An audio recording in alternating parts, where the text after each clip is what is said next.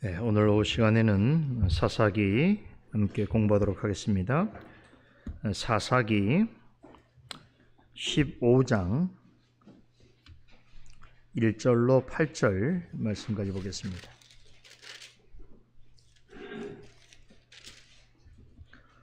사사기 15장 1절에서 8절 말씀까지 우리 한 목소리 읽도록 하겠습니다. 얼마 후 밀을 거둘 때에 삼손이 염소 새끼를 가지고 그 아내에게로 찾아가서 가로되 내가 침실에 들어가 아내를 보고자 하노라. 장인이 들어오지 못하게 하고 가로되 내가 그를 심히 미워하는 줄로 내가 생각한 고로 그를 내 동무에게 주었노라. 그 동생이 그보다 더욱 아름답지 아니하냐 청하노니 너는 그의 대신에 이를 취하라. 삼손이 그들에게 이르되 이번은 내가 블레셋 사람을 행할지라도 그들에게 대하여 내게 허물이 없을 것이니이다 하고 삼손이 가서 여우 300 붙들어서 그 꼬리와 꼬리를 메고 회를 취하고 그 두 꼬리 사이에 한 회를 달고 회에 불을 켜고 그것을 블레셋 사람의 곡식밭으로 몰아들여서 곡식단과 아직 배지 아니한 곡식과 감람원을 사른지라. 블레셋 사람이 가로되 누가 이 일을 행하였느냐 혹이 대답하되 딥나 사람의 사이 삼손이니 장인이 삼손의 아내를 취하여 그 동무되었던 자에게 준 연고니라. 블레셋 사람이 올라가서 그 여인과 그 아비를 불사르니라. 삼손이 그들에게 이르되 너희가 이같이 행하였은즉 내가 너희에게 원수를 갚은 후에야 말리라 하고 블레셋 사람을 크게 도륙하고 내려가서 에담 바위 틈에 거하니라. 지난주 주일 오후 시간과 또 지난 수요일이었죠. 지난주 수요일 수요 성도 모임을 통해서 사사기 14장 내용에 대해서 말씀을 드렸습니다. 전체 내용을 귀담아 들으신 분이라고 한다면 삼손과 함께하는 지난 한 주가 되었을 것이다 라는 생각을 하면서 혹시라도 꿈에 삼손이 나타나진 않았을까 그런 궁금증도 갖습니다. 한 주 내내 삼손에 관한 이야기를 전하고 듣다 보니까 아마 그런 분도 있지 않을까 그런 생각을 합니다. 오늘도 삼손의 이야기가 이어집니다. 사사기 16장까지 계속 삼손을 살펴볼 텐데요. 오늘 15장은 굉장히 중요한 반전의 이야기가 전개됩니다. 우선 이 말씀을 살피기 전에 이제 우리 14장에 있었던 내용을 잠시 기억해 볼 필요가 있는데 삼손이 딥나에서 우연히 보게 된 블레셋 여인과 결혼을 결심하는 과정에서 그의 부모와의 갈등을 겪게 된 일, 끝내 부모를 설득해서 그 여인과 결혼하러 가는 길에 딥나의 포도원 근처에 들러서 거기에서 만난 젊은 사자를 손으로 찢어 죽인 일, 그리고 다시 그것을 찾게 되었을 때에 죽은 사자의 사체 안에서 꿀을 발견하고 나실임에도 불구하고 그것을 취하여서 먹고 또 부모에게 가져다 준 일, 또 그것이 계기가 돼서 블레셋 여인과의 결혼식에서 블레셋 사람들에게 수수께끼를 낸 일, 그리고 그 수수께끼는 삼손의 개인적인 경험을 바탕으로 낸 아주 주관적인 문제였기 때문에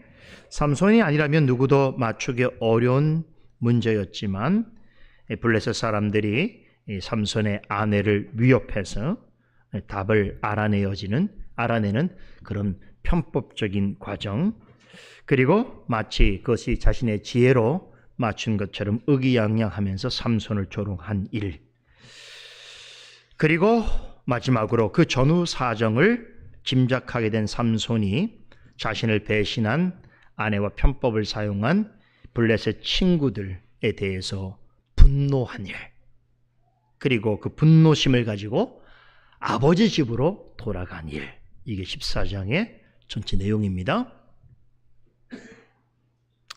자, 14장 통해서 삼손의 삶 속에 드러난 여러 가지 일들, 그 일들이 표면적인 내용과 더불어서 그 배후에 있는 하나님의 뜻으로서 있는 영적인 의미와 교훈들이 있다라는 말씀을 드리면서 설명을 자세히 드렸습니다.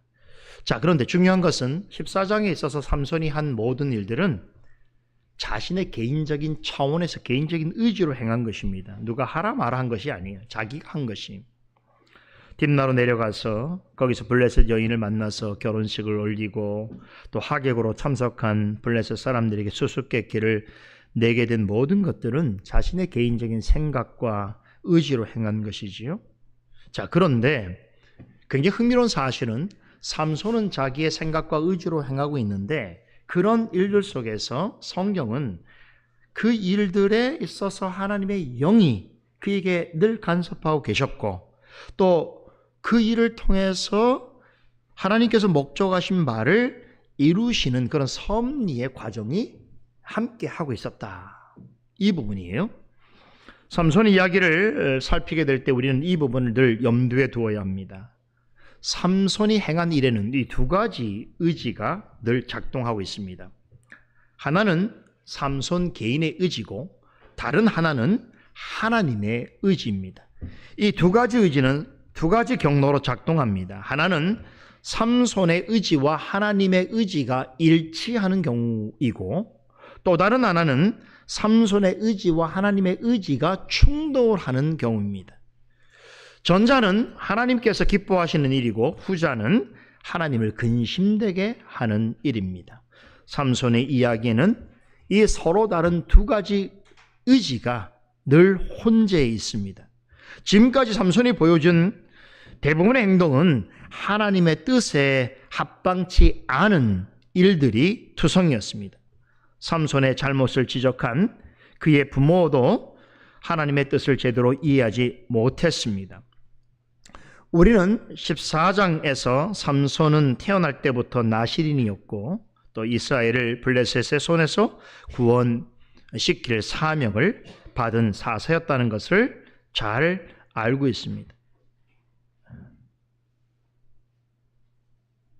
그리고 또한 그의 부모는 삼손이 날 때부터 여호와의 사자로부터 삼손에 관하여서 예언적 말씀을 들었고 또 삼손을 하나님께서 기뻐하시는 자녀로 양육하겠다라고 하는 서원을 드렸습니다.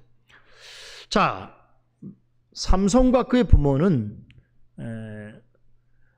의지적으로 하나님 앞에서 그러한 특별한 모습을 드러내 보였음에도 불구하고 우리가 14장에서 살펴본 삼손의 모습은 치명적인 약점과 한계를 가지고 있었다라는 것을 수차례 확인해 보았습니다. 자, 그런데 신기하게도 하나님께서는 그들의 치명적인 약점과 한계에도 불구하고 그들을 통하여 이루시고자 하는 목적을 이루어 가심에 있어서는 부족함이 없으심 하나님이십니다. 참 이 부분이 놀랍습니다.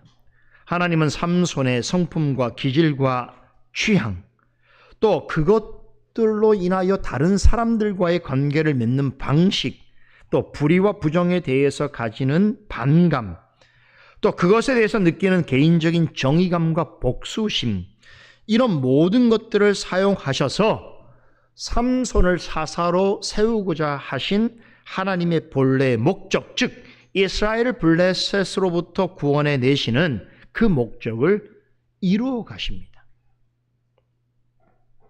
다시 말해서 삼손의 이야기 속에는 삼손의 의지와 하나님의 의지가 끊임없이 충돌하고 있지만 놀랍게도 하나님께서는 삼손의 의지를 사용하심으로써 하나님의 의지가 정당하고 옳다는 것을 증명하십니다. 뿐만 아니라 애초에 삼손이 블레셋 사람들이 살고 있는 딥나로 가게 된 것이 14장 4절에서도 밝혔습니다만 결국에는 삼손으로 하여금 블레셋 사람들을 쳐서 이스라엘을 그들의 손아귀에서 구원해내기 위한 하나님의 섬세하신 확실한 뜻이었다는 것을 밝히고 있습니다.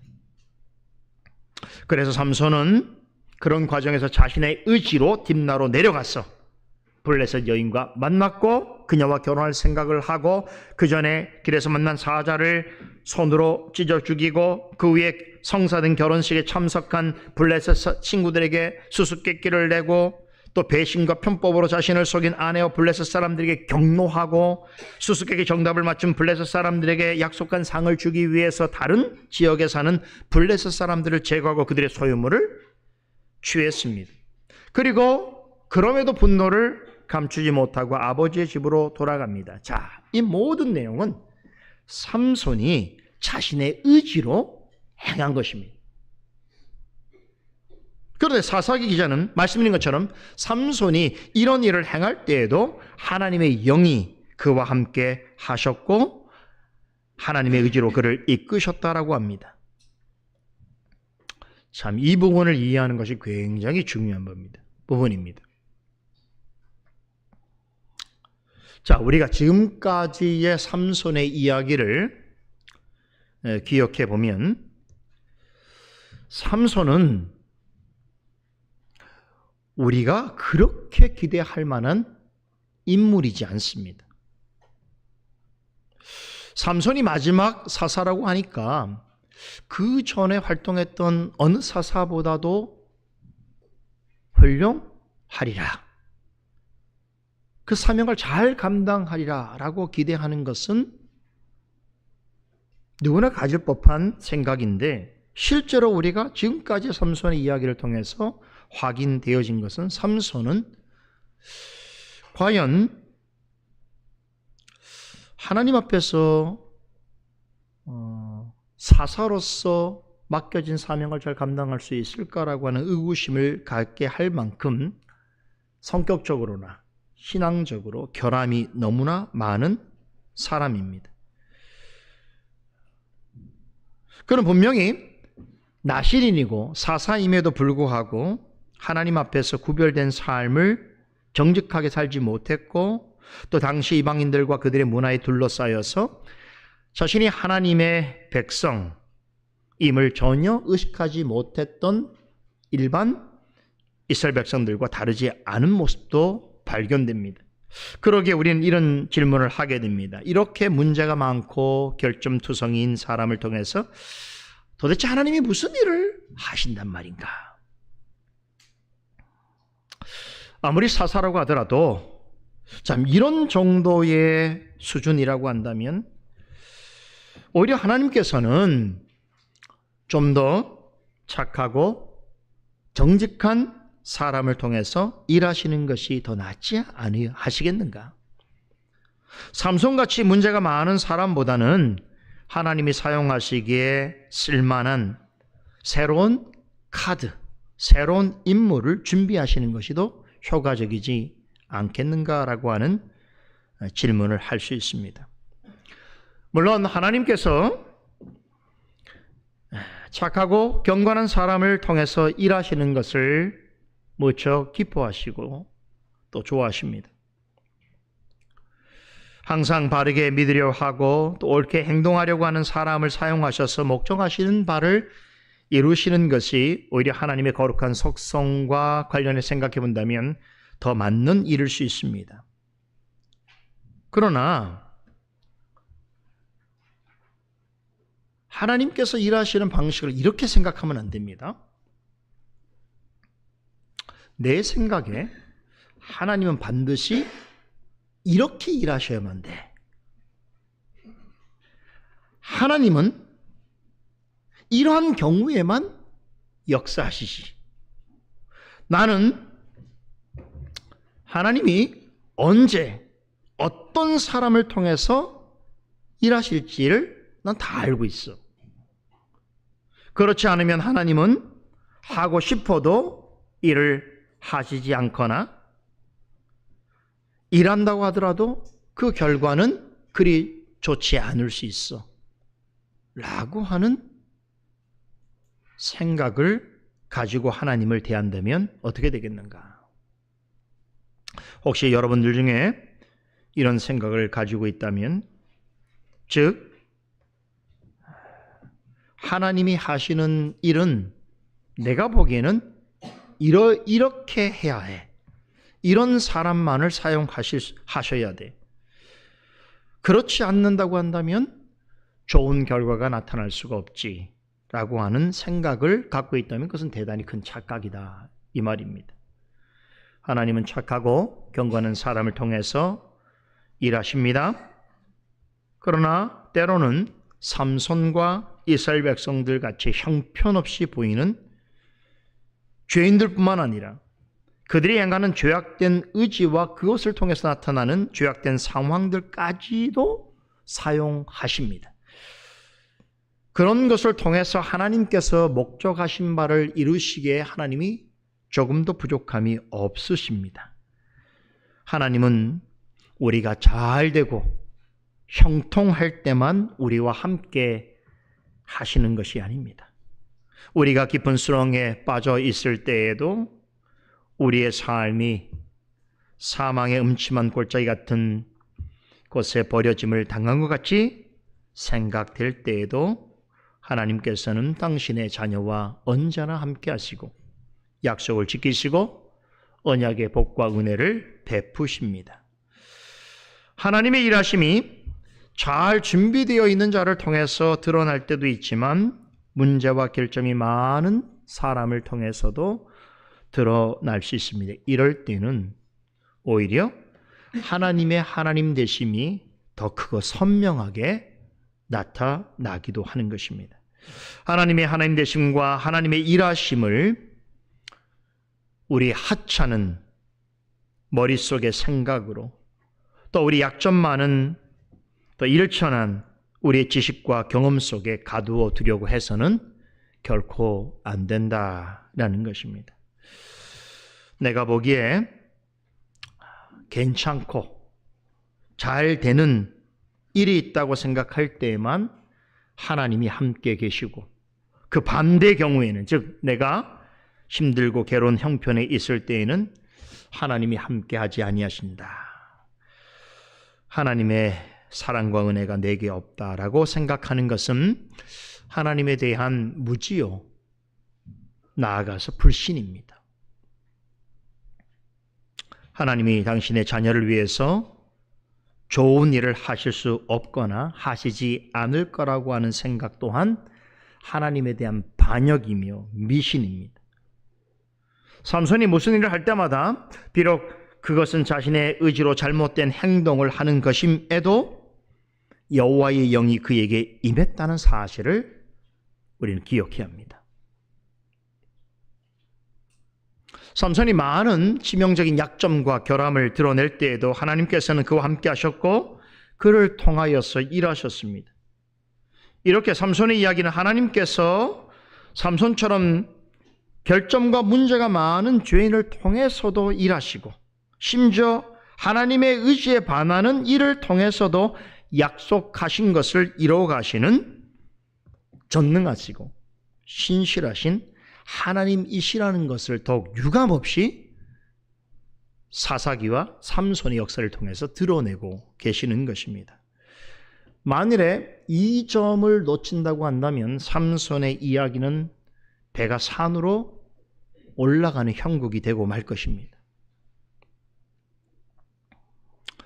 바로 말씀드린 이러한 관점에서 우리는 사사기 15장을 읽고 해석해야 합니다. 15장에 이르러 삼손의 의지로 인한 분노는 더욱 달아오릅니다. 결국 그의 분노는 그토록 친하게 지내던 블레셋 사람들과의 완전한 분리와 단절을 낳게 하는 직접적인 원인으로 작용합니다. 그리고 그는 그 복수심으로 그동안 친구로 여겼던 블레셋 사람들을 치기 시작합니다. 그러니까 블레셋 사람들을 향한 삼손의 분노는 지극히 개인적이고 주관적인 일에서 비롯되었지만 나중에 보게 되면 이것을 통해서 불의한 블레셋 사람들을 향한 하나님의 심판이 이루어지고 있다는 것을 알 수 있습니다. 즉 삼손의 많은 결점과 문제 또한 그것을 통해서 나타난 여러 가지 일들은 결국 삼손조차 생각하지 못했던 사사로서 하나님께서 그에게 맡기신 일, 즉 이스라엘 블레셋 사람들의 손에서 건져내시는 하나님의 목적을 이루시는 섭리의 수단으로 쓰임받게 되어집니다. 바로 이런 점에서 삼손과 그와 관련된 모든 것들에 대하여 관여하시는 하나님의 깊고 오묘한 섭리가 있습니다.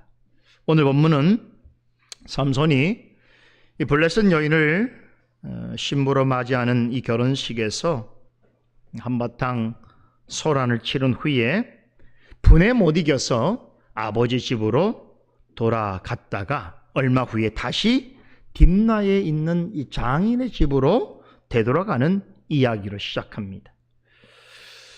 그로부터 시간이 얼마나 흘렀는지 정확하게는 알 수 없습니다만 삼손이 장인의 집으로 돌아가던 그때는 딥나의 밀추수기였습니다.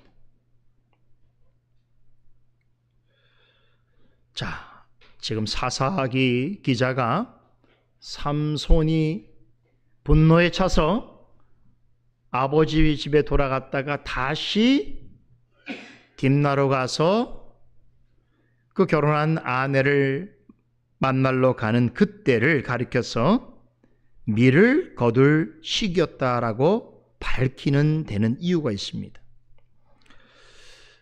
지금 이 표현은 그가 왜 하필 밀을 추수하는 그 시기에 돌아갔음을 밝히고 있는가? 이것은 앞으로 일어날 중대한 사건에 대한 일종의 복선이 되기 때문입니다.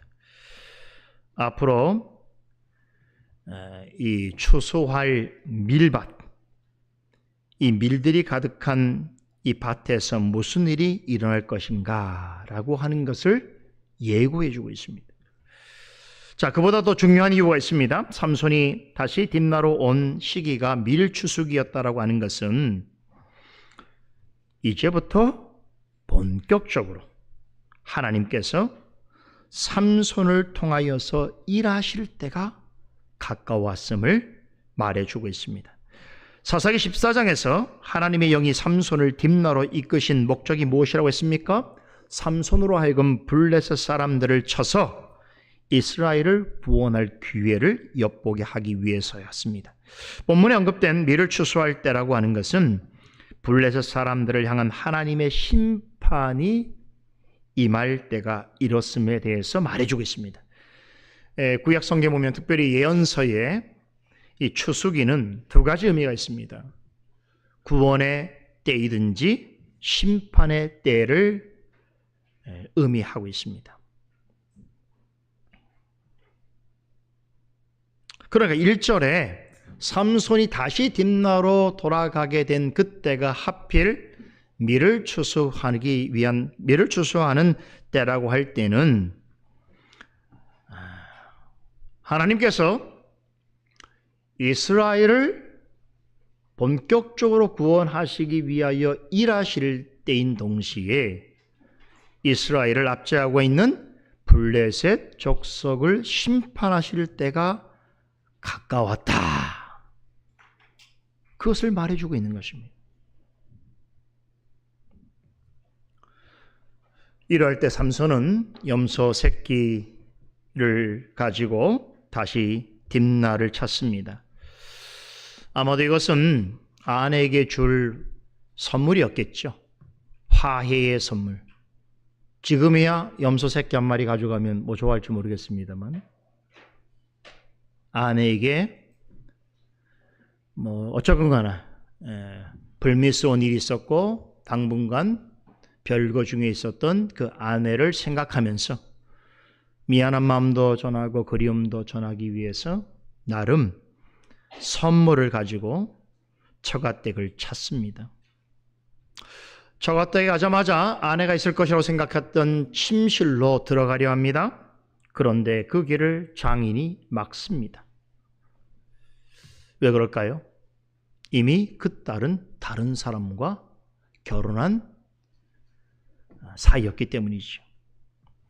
장인은 다급하게 그 이유를 말합니다. 2절에 말하기를 자네가 내 딸을 몹시 미워한다고 생각해서 내가 자네 친구에게 아내로 주었네라고 합니다.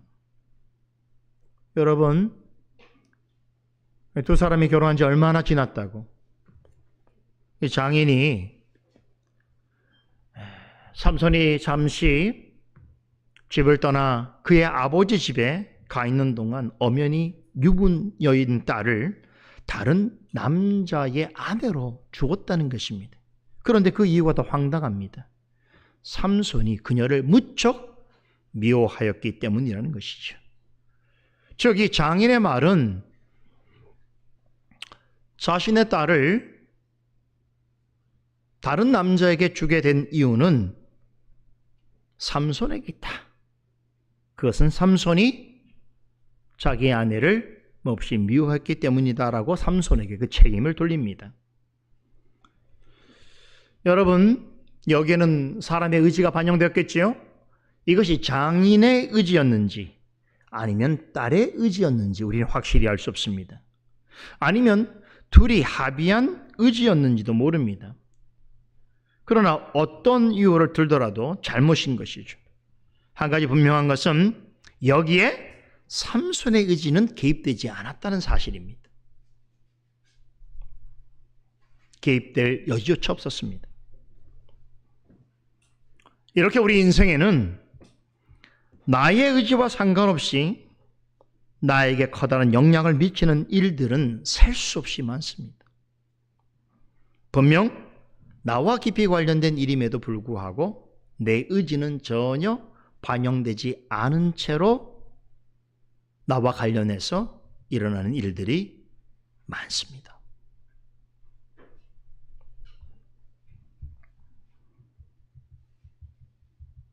오늘 창세기 31장 말씀을 통해서 살펴봤던 야곱도 마찬가지죠. 야곱은 하나님의 말씀을 듣고 그 말씀에 순종해서 식솔과 가산을 데리고 이제 아버지 집으로 돌아가고 있는데, 그죠? 그 돌아간 사이에 하란 땅에서 어떤 일이 일어나는지를 그는 모르고 있는 상태지 않습니까? 그러나 마치 흑폭풍처럼, 오늘 말씀드린 추노꾼처럼 라반이 사람들을 모아서 자신 몰래 떠났다라고 생각한 야곱과 그 일행을 쫓습니다. 자신은 하나님의 말씀대로 행한 것뿐인데 자신과 관련해서 다른 한편에서는 또 다른 반대하는 의지가 강하게 자신을 압박해오고 있습니다. 그것을 모르고 있어요. 대면하기 전까지는 모르고 있는 사실이. 뿐만 아니라 다시 라반을 만났을 때에 라반이 야곱을 추적해 온 결정적인 이유로 제시한 것이 뭐였습니까? 내 드라빔, 내 수호신을 누군가 훔쳐갔다는 것이죠. 그런데 야곱은 그것을 자신이 가져가지 않은 이상 자신은 깨끗하다고 생각했죠. 그래서 이 자리에 이 자리에 있는 사람 중에 나의 식솔들 중에서 만일 장인 어른의 우상을, 드라빔을 취한 사람이 훔쳐간 사람이 있으면 죽여도 좋습니다라고 말을 했어요. 누구였다고 그랬죠? 라헬이 훔쳐갔어요. 야곱은 그 사실을 까마득히 모르고 있는 것입니다. 그러나 만약에 그 사실이 그 자리에서 발각되어지면 어떤 일이 벌어졌겠습니까? 이렇게 우리 인생에 있어서는 분명히 나와 관련된 일임에도 불구하고 나의 의지와 상관없이 나에게 엄청난 영향을 미칠 만한 일들이 셀 수 없이 많이 존재하고 있습니다. 우리가 몇 주 전에 살펴봤던 시편 127편의 내용도 그렇죠. 사람이 집을 세우려 하고 성을 지키려 하고 일을 해서 수고의 떡을 먹으려 하는 의지가 있다 할지라도 하나님이 허락하지 아니한다면, 다시 말해서 그것이 하나님의 의지와 맞지 않는다면 그렇게 할 수도 없거니와 그걸로 인하여 어떤 결과를 이룬다고 하더라도 결국에는 헛수고가 될 뿐이라고 시편 기자가 말했습니다. 이 말씀을 삼손에게 적용해 볼 수 있습니다. 삼손이 블레셋 여인을 한눈에 보고 마음에 들어해서 그 여인을 자신의 아내로 삼아서 행복하게 살고자 원하는 그런 의지가 그에게 매우 강했습니다. 그러나 그것은 하나님의 의지에 반하는 것이었습니다. 결국 삼손이 그 여인과 결혼해서 행복하게 살고 싶어 했던 그 의지는 어떻게 됩니까? 다른 사람들의 의지에 의해서 결국 헛수고가 되고 맙니다.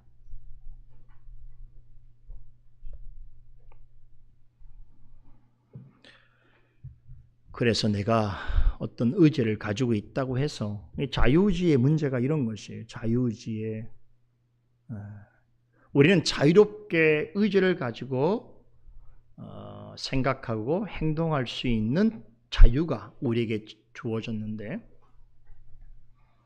자유의지를 가졌다는 것은 다른 말로는 자유롭게 행하는 의지에 대한 책임을 네가 져야 된다, 이 말씀이기도 한 거예요. 굉장히 무거운 것이죠. 그러니까 시키는 대로만 하게 되면 책임이 나에게 돌아올 리가 없는데, 내가 생각하고 선택한 일이기 때문에 그 일에 대한 결과는, 책임은 내가 져야 된다는 것이 자유의지의 핵심입니다. 그런데 그 자유의지를 발휘할 때에 그것이 나의 의지로만 되는 게 아니라는 거예요. 내가 하고 싶어도 할 수 없는 상황이 있고, 해도 다른 의지 때문에 막히는 경우가 있고, 내가 원하지만 이룰 수 없는 일도 있다는 거예요. 더 궁극적으로는 내가 아무리 좋은 의지를 가지고 있고 좋은 목표를 가지고 있다고 하더라도 그것이 하나님의 의지와 맞지 않을 때는, 사람들이 볼 때 아무리 좋은 결과를 낳는다고 하더라도 헛수고가 될 뿐이라고 성경 가르치고 있다는 것이죠. 여러분, 오랜만에 처가댁에 갔는데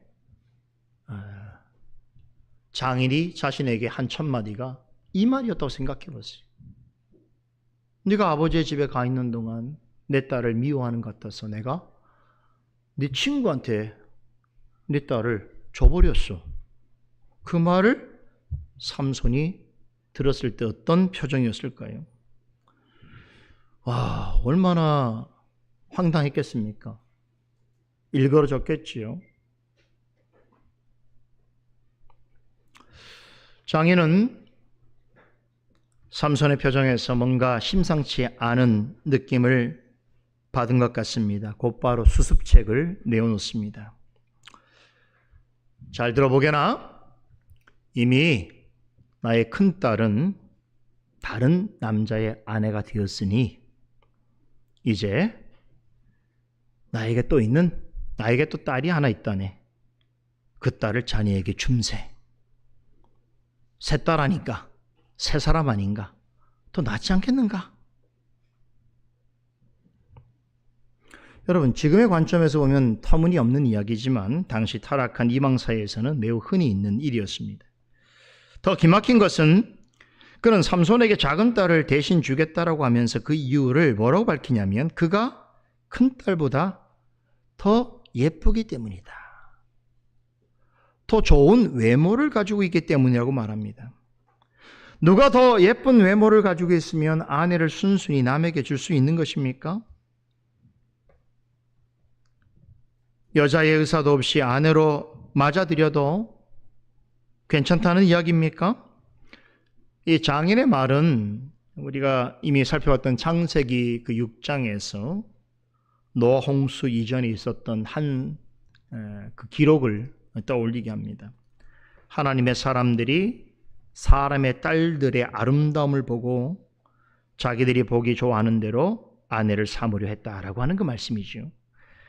그때 셈의 자손들은 하나님을 대적하는 자들의 그 자녀들의 외모에 이끌려서 무분별하게 혼인했습니다. 그 결과 세상은 죄악이 더 관영해졌고 노아의 가족 외에는 모든 사람은 물론 다 심판받게 되었습니다. 사사시대는 노아 홍수 이전에 죄악이 온 세상에 가득했던 시대와 같았습니다. 삼손의 장인을 비롯해서 그 시대 사람들은 결혼에서 가장 중요한 요소를 외모로 보았던 것 같습니다. 외모같이 사람의 눈에 보기 좋은 것, 그것이 결혼의 가장 중요한 이라는 것이었지. 그런데 이것은 비단 지금 장인과 이방 사람들만의 생각이 아니라 삼손도 예외가 아니었지요. 여러분, 이 사사기 기자가 삼손의 장인이 삼손에게 제안한 말을 기록으로 남긴 까닭을 이해하셔야 됩니다. 삼손도 얼마 전에 이 블레셋 여인의 외모에 반해서 그녀와 결혼했습니다. 그 후로 그 일로 인해서 난리를 치렀지요. 그런데도 삼손은 그것의 잘못을 자각하지 못했습니다. 그러한 삼손의 어리석음을 이 장인의 입을 통해서 고발하고 있는 것입니다. 그러니까 삼손이 선택한 그 블레셋 여인을 그 아름다움 때문에, 외모 때문에 그녀를 택했다고 했을 때에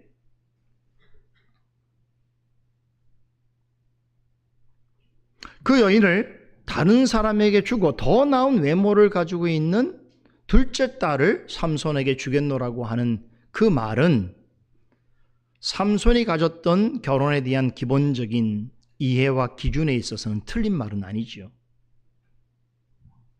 그런데 사실 이것을 말하고 있는 이유가 뭡니까? 이것이 삼손의 잘못을 지적하는 것이죠. 일종의 하나님의 보응 원리를 그에게 적용하는 것이죠. 삼손의 성경을 우리가 보게 될 때에 이 장인의 제안은 충분히 솔깃한 내용이었을 것입니다. 그렇죠? 왜 그렇습니까? 삼손은 여인의 외모를 매우 중요하게 생각하는 사람이었기 때문이죠. 그러나 삼손은 이 부분에서 장인의 제안을 관심 있게 듣기는커녕 오히려 분노합니다. 그리고 이번 일로 내가 블레셋 사람들에게 해를 가한다 할지라도 나에게는 잘못이 없다라고 공언합니다. 우린 여기서 지금까지 보아오던 삼손의 모습과는 달라진 그의 모습을 보게 됩니다. 이 점에 있어서 매튜 엘리 목사님은 이 삼손이 답한 이 대목에서 그가 비로소 자신의 공적인 존재와 사역에 대해서 생각하게 되었다. 다시 말해서 자신이 드디어 사사라고 하는 공적인 사명을 가지고 있는 공적 존재라는 것에 대해서 인식하게 되었다. 이렇게 해석합니다. 지금까지 우리가 보았던 삼손의 행위는 거의 대부분 매우 주관적이고 개인적인 모습이었습니다. 사사임에도 공적인 사역자의 마인드를 찾아볼 수 없었습니다. 그러나 이 대목에서 삼손은 드디어 공인으로서의 의식을 드러내기 시작합니다. 자신에게 가해진 모욕과 경멸을 이스라엘 전체에 대한 것으로 여깁니다. 물론 여전히 그는 사사로서의 인식이 부족한 점이 있습니다.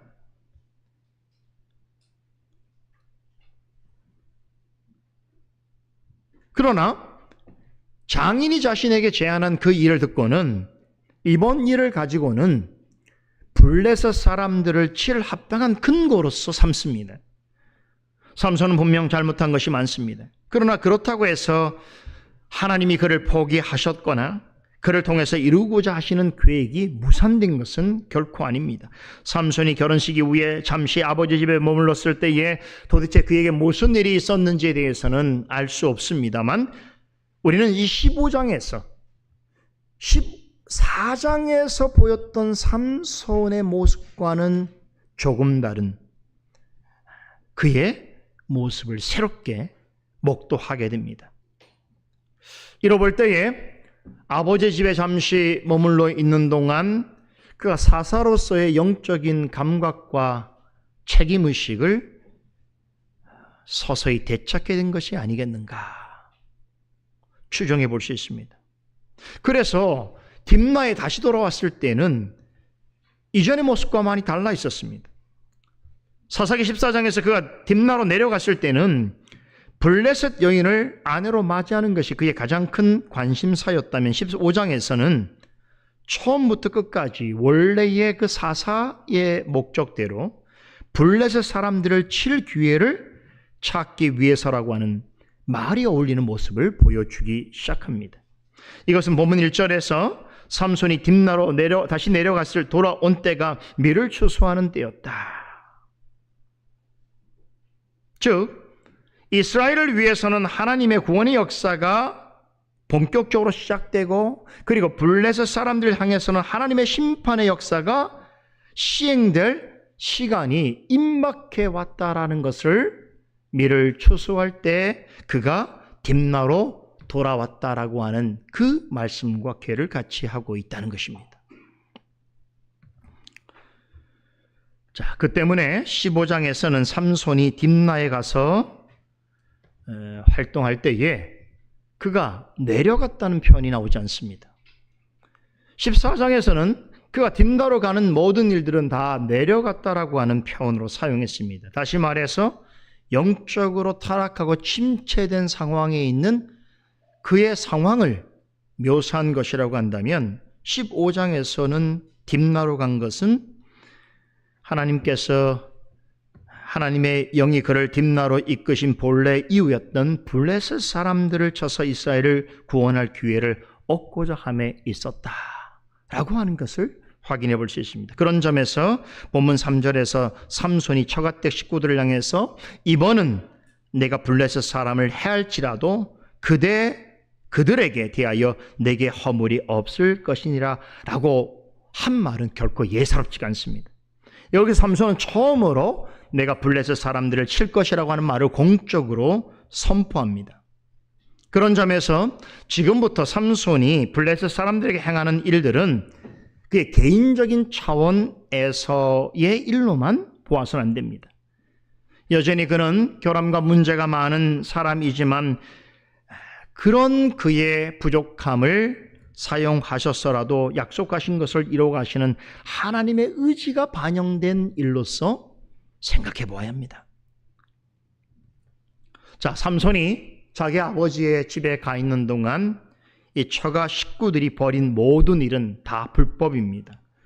아내를 다른 남자에게 준 장인이나 남편이 있음에도 다른 남자와 결혼한 아내나 얼마 전에 결혼한 여인인 것을 알면서도 자기 아내를 취한 사람이나 모두가 하나같이 다 불법을 행했습니다. 다 삼손을 속이고 배신하고 모욕했습니다. 그런데 이들에게는 공통점이 있어요. 뭡니까? 모두가 블레셋 사람들입니다. 삼손은 이들에게 분노합니다. 하지만 이번에는 이들에게 직접적으로 보복하지 않습니다. 다시 말하면 사적인 복수를 시도하지 않습니다. 그 대신에 원래부터 하나님께서 자신을 사사로 부르신 그 부르심의 목적대로 이 일로 블레셋 사람들을 칠 기회로 삼습니다. 삼손은 블레셋 사람들을 칠 기회를 생각해내는데 그것이 매우 특별합니다. 희한한 방법으로 블레셋 사람들을 칩니다. 들에 있는 여우 300마리를 잡아서 2마리씩 꼬리를 묶고 그 사이에 회를 답니다. 그리고 거기에 불을 붙여서 블레셋 사람들의 밭에 풀어놓습니다. 타오르는 햇불을 지니고 있는 150쌍의 여우들이 뜨거움을 피하기 위해서 이리저리 날뛰기 시작합니다. 결국 그 여우들로 인해서 한창 추수기를 맞이한 밀밭 전체가 불타기 시작합니다. 순식간에 추수를 기다리고 있던 밭에 있는 모든 곡식과 그것에 위치해 있는 포도원들과 감람나무 가수원들까지 한순간에 잿더미로 변합니다.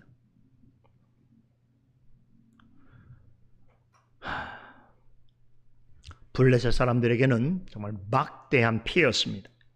그들이 1년 동안 수고하여 일한 모든 양식을 한꺼번에 다 잃어버렸습니다. 이미 거둔 양식뿐만 아니라 아직 거두지 않은 미래 양식까지도 연기와 함께 사라졌습니다. 아까 언급했던 시편 117편을 다시 한번 생각하게 되죠. 아무리 사람이 열심히 일하고 노력해도 수고의 떡을 먹는 것은 하나님의 의지에 있다라고 하셨습니다. 곡식이 다 익어서 추수만을 기다리고 있다 하더라도 이렇게 한 번에 큰 재앙이 훑고 지나가면 여러분 아무것도 남지 않습니다. 바로 이것이 인간의 본질적인 한계입니다.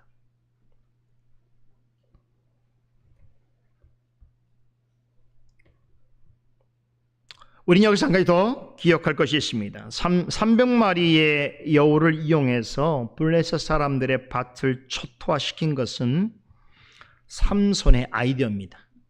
삼손의 의지의 결과입니다.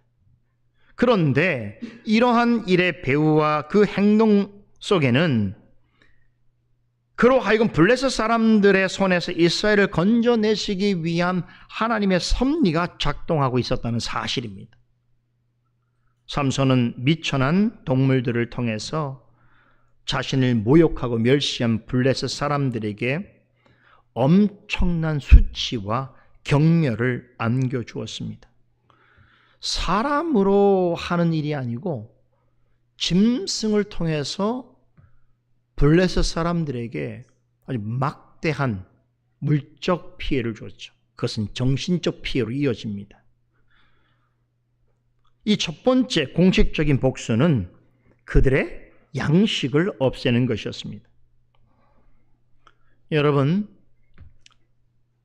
추수를 기다리고 있는 밀밭, 또 주변에 있는 많은 과실수들, 그것은 무엇을 말해주는 것입니까? 블레셋 사람들에게는 없어서는 안 되는 양식입니다. 생명 유지를 위해서 반드시 필요한 필수품입니다. 그런데 이런 양식을 없앤다는 것은 무엇을 의미하는 것이겠습니까?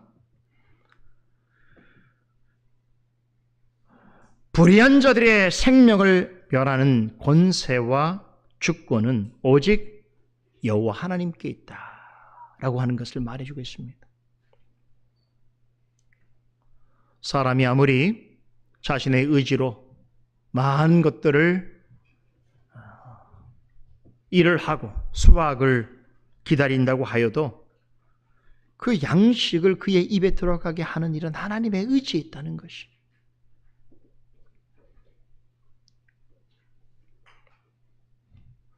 결국 양식을 없애는 일을 통해서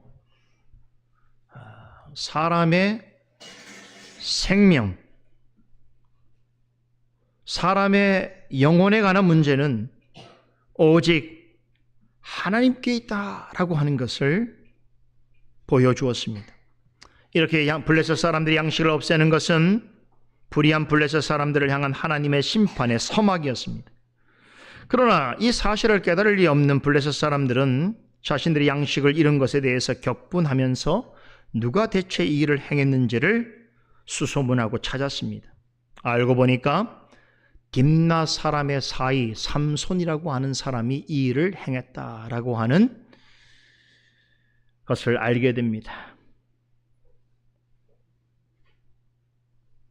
또한 그 일이 삼손의 장인이 삼손의 아내를 다른 남자에게 준 일이 원인이 되었다라고 하는 사실도 알게 됩니다. 그러자 그들의 타오르는 분노는 누구를 향하는 것이겠습니까? 바로 삼손의 장인과 그의 집을 향하게 됩니다. 그들은 집단적으로 몰려가서 그 삼손의 장인이자 블레셋 여인의 아버지 또한 그 딸을 찾아내서 잔인무도하게 살해합니다. 삼손의 장인과 시집간 아내를 불태워 죽입니다. 이것은 삼손에 대한 개인적인 증오이기도 했겠지만 그 원인을 제공한 자들이 바로 그 장인과 딸이라고 하는 사실에 대해서 이들이 분노하게 된 것입니다. 자, 그런데 이번에도 삼손은 직접 이 일에 개입하지 않습니다. 놀랍게도 블레셋 사람들을 향한 하나님의 두 번째 심판은 블레셋 사람들의 손으로 이루어집니다. 동족끼리 죽이고 죽는 일을 통해서 하나님의 심판의 불꽃이 점점 강하게 타오릅니다.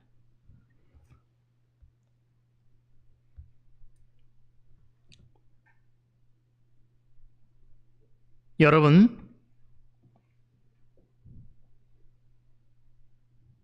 의롭다고 생각하는 자를 심판하시는 것도 하나님의 일입니다. 그러나 불의한 자를 심판하시는 것은 하나님의 주업입니다. 의로운 자를 들어서 불의한 자를 심판하는 하나님의 역사는 일반적인 일이지만 때로는 불의한 자의 손을 들어서 불의한 자를 심판하시기도 하십니다. 하나님께서는 하나님의 온수된 자들의 관계를 통해서 갈등과 다툼과 전쟁이 일어나는 방식으로 하나님께서 목적하시는 것을 이루어 가시기도 하십니다. 이런 모든 일을 통해서 하나님께서는 원수를 심판하는 일은 곧 하나님을 대적하고 하나님의 백성을 괴롭히는 자들에게 복수하는 것은 하나님께 속한 일이다라고 하는 것을 가르쳐 주고 계십니다. 의로운 사람을 통해서만 심판을 행하시는 것이 아니고 불의한 자를 통해서도 불의한 자를 향한 심판을 행하시는 것이. 이 진리를 깨달은 사도 바울은 로마서 12장 19절에서 이렇게 전합니다. 내 사랑하는 자들아, 너희가 친히 원수 갚으려 하지 말고 진노하심에 맡기라. 기록되었으니 원수 갚는 것은 내게 있으니 내가 갚으리라 라고 주께서 말씀하셨다라고 전합니다. 여러분, 우리가 누군가에 대해서 원수를 갚으려 하지 않는다고 하더라도 하나님께 원수된 자들이 서로에 대하여 원수 갚음이 이루어지는 방식을 통하여 하나님의 공의로운 심판이 이루어진다는 것이. 삼손의 아내를 생각해 보세요. 그녀는 분명 아주 매력적인 외모를 가졌습니다. 삼손의 마음을 단 한 번에 봄으로써, 눈길로써 사로잡을 정도로 그녀는 아주 강력한, 아주 매력적인 외모의 소유자였습니다. 하지만 그녀는 결혼한 남편보다 자기 자신과 자기 동족에게 호의를 베풀기 위해서 남편을 속이고 배반합니다. 그리고 육체적인 욕망을 이기지 못해서 다른 남자에게 시집갑니다. 그렇게 그녀는 자신을 위한 생존 그 자체를 위해서 몸부림치며 살았습니다. 하지만 그 몸부림은 고작 해서 며칠 더 연장되었을 뿐 자신과 불법을 도모한 자신의 아버지와 함께 비참한 죽음을 당하게 됩니다.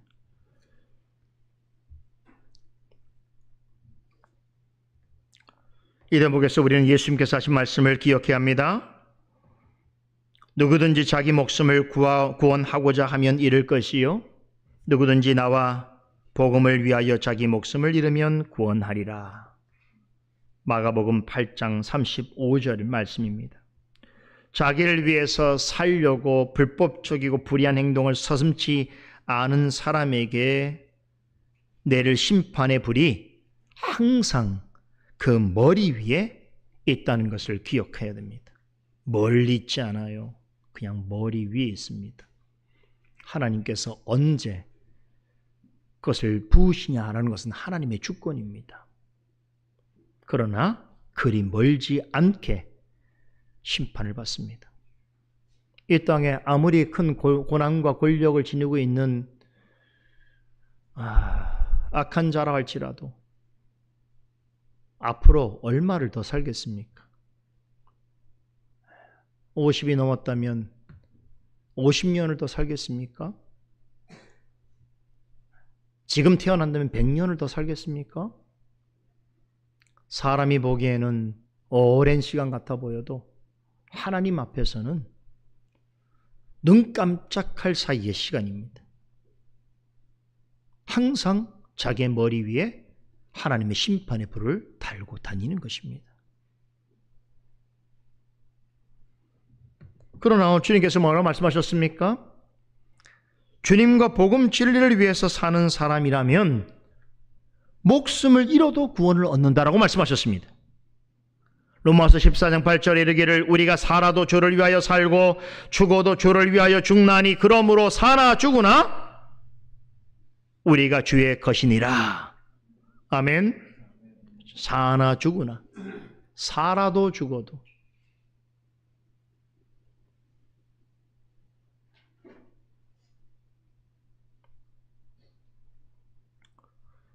과거에는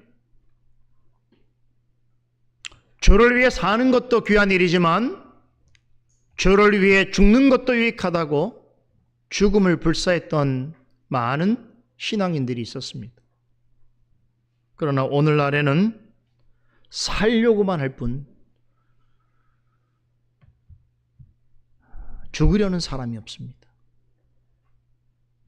주님께서 날마다 우리는 주 안에서 죽고 산다라고 말씀하셨는데도 죽는 일을 두려워합니다. 자기를 위해서 살려고 합니다.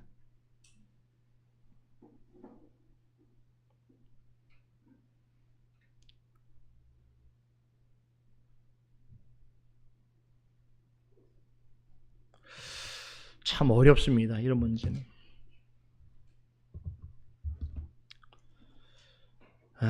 저도 많은 사람을 만나고 또 목회자들을 만나게 되는데 죽음도 주 안에서 죽는 죽음도 복되다라고 하는 것이 성경의 가르침인데 육체적 죽음에 대해서 너무나 두려워한 나머지 조금 병에 걸리고 수술을 하고 좀 불치의 병에 걸리면 모두가 다 같은 소리로 같이 위로해야 되고 같이 슬퍼해야 되고 같이 괴로워해야 되는 것이 현실처럼 여겨지는 거예요. 그만했으면 충분히 하나님 앞에서 육신적으로도 오래 살았는데도 불구하고 죽음에 대해서 생각지 아니하는, 사망을 두려워하는, 주를 위해서 죽기를 두려워하는 그런 성도들이, 목회자들이 우리 주변에 참 많은 것이, 그래서 자기를 위해서 살려고는 몸부림치는데 주를 위해서 죽는 일에 대해서는 그것이 복된 일이라고 생각지 못하는 우리들의 신앙적 형편을 생각하게 되는 것입니다.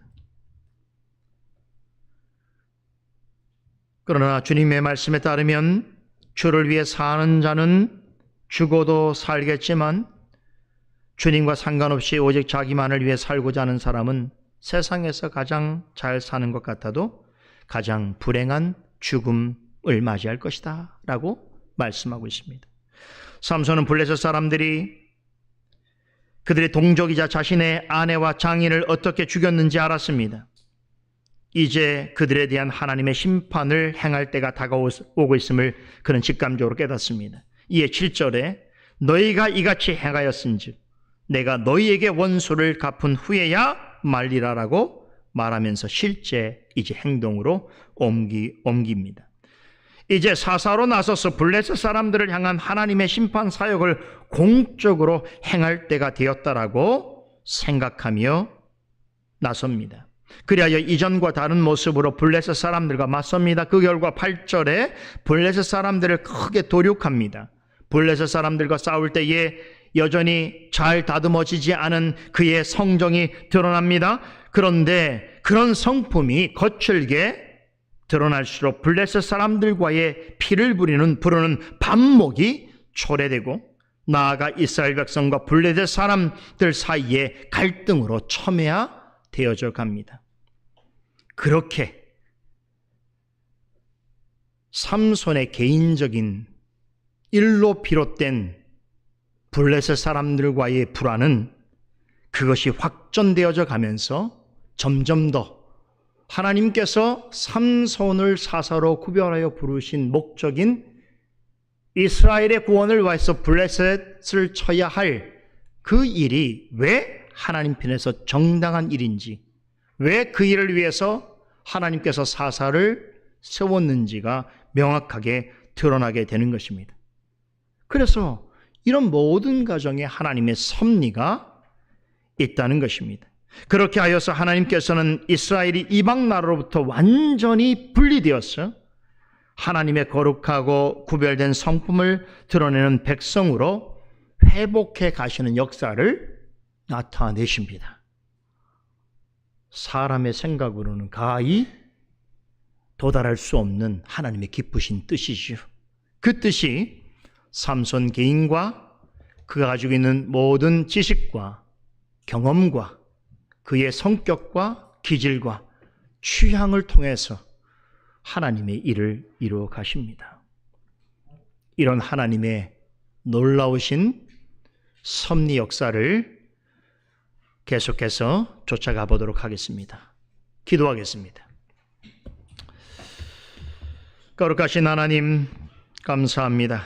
오늘도 사사기에 언급된 삼손을 통해서 하나님의 주권적이고 또 실제적이며 때로는 은밀하나 강력한 하나님의 주권과 섭리를 드러내신 역사를 보게 하여 주신 것을 감사드리옵나이다. 매우 큰 역사를 저희들이 성경을 통하여 듣고 배우고 있습니다만 이 모든 역사는 각각의 하나님 백성들에게도 여전히 유효하게 적용되는 것임을 믿습니다. 사랑하는 성도들이 한 주간의 삶을 살아갈 때에 여전히 개인적으로 처해 있는 그러한 세상 현실 속에서 때로는 자신의 의지가 하나님의 의지에 일치할 때도 있고 또 때로는 자신의 의지가 하나님의 의지와 다를 때도 있사오나 그러나 그 모든 이를 통하여 하나님의 목적하신 바를 이루어 가실 때에 그런 하나님을 바라보며 하나님의 말씀을 통하여 제시하시는 교훈을 쫓아서 하나님을 기쁘시게 하는 일에 힘쓰는 주의 백성들의 삶이 되게 하여 주시옵소서.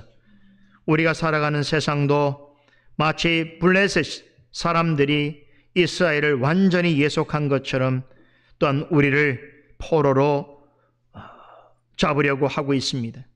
그러나 하나님께서는 그런 삶으로부터 분리되어 오직 하나님의 거룩하고 구별된 성품을 드러내는 하나님의 자녀로 있기를 원하십니다. 그런 자녀로 살아갈 수 있도록 이번 한 주도 성령께서 말씀으로 우리를 지켜주시고 우리와 동행하여 주시며 우리에게 힘과 용기와 지혜와 믿음을 더하여 주시옵소서. 감사드리며 예수 그리스도 이름으로 기도드리옵나이다. 아멘.